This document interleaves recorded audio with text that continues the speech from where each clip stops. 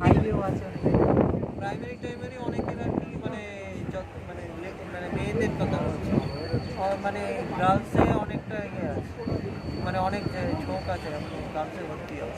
আবার গার্লসের যখন মাধ্যমিকটা পার হয়ে গেল, তোমার যখন এইচএস স্পেশালি যখন সায়েন্স টাইন্সের যখন তখন সব গার্লসে কেউ থাকতে চায় না জেনারেলি, সব জমিপুর নাহলে একটা আছে না রামেশ্বর, হ্যাঁ রামেশ্বর ওইসব দিকে যেতে চায়।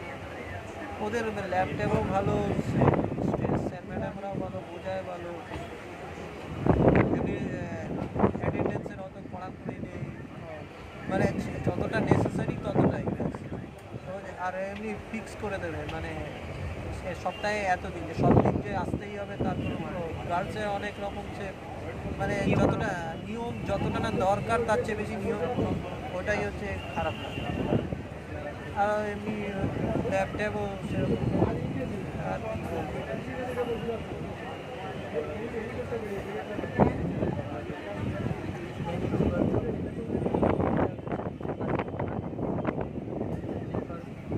ব্যবস্থাটা এমনই আছে, যারা যোগ্য না তারা এসে ভিড় করে।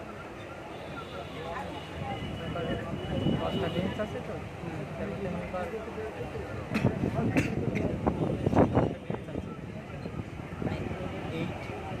কমসে কম 8 পর্যন্ত, 8 পর্যন্ত আমি মানে একটু পড়াই জানি তার ওই যেসব আছে বা অনেক স্কুল দশটি বেঞ্চ থাকে ক্লাসের মধ্যে, তাহলে দুটো বেঞ্চে যারা বসে আছে তারা মোটামুটি পড়াশোনার যোগ্য। আর 6টা কি 7টা বেঞ্চ আছে তারা এমনি এসে বসে থাকার জন্য, ওরা গিয়ে ওখানে রিড করে। আমাদের শিক্ষা ব্যবস্থা তেমনই আছে, যদি 5 মিটার থাকতে যদি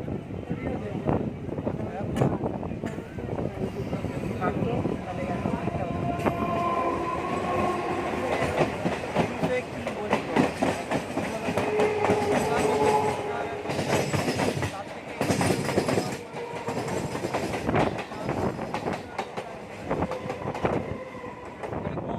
অনেক চান্স নেই চলে এক নম্বর। আর এরপরে যদি যারা কিছুই পারছে না তারা মাধ্যমিক পাস করলো, গ্র্যাজুয়েশন পাস করলো, তাহলে সেখানে গিয়ে বসে পড়ছে। ভিড় হচ্ছে কেন? যদি প্রথাগত শিক্ষা যদি এমনই হতো, যদি মানে যেরকম এমপ্লয়মেন্ট পাওয়ার মতো, আর এগুলোর মানে আমার আলাদা করে তোমার নাহলে বলো, আমার আলাদা করে কেন টেকনিক্যালের লাইনে কেন যেতে হবে? তুমি যে দরকার পড়লে প্রথাগত শিক্ষা একেবারে তুমি ওই রকম করে নিয়ে আসো, যে পাস করবে সে চাকরি পাবে আর যে পাস করবে না সে চাকরি সেটা আলাদা করে আমার ভাই সবাই যে টেকনিক্যাল লাইনে যাবে, সবার যে টেকনিক্যাল লাইনে সবার যাওয়ার ইচ্ছা থাকে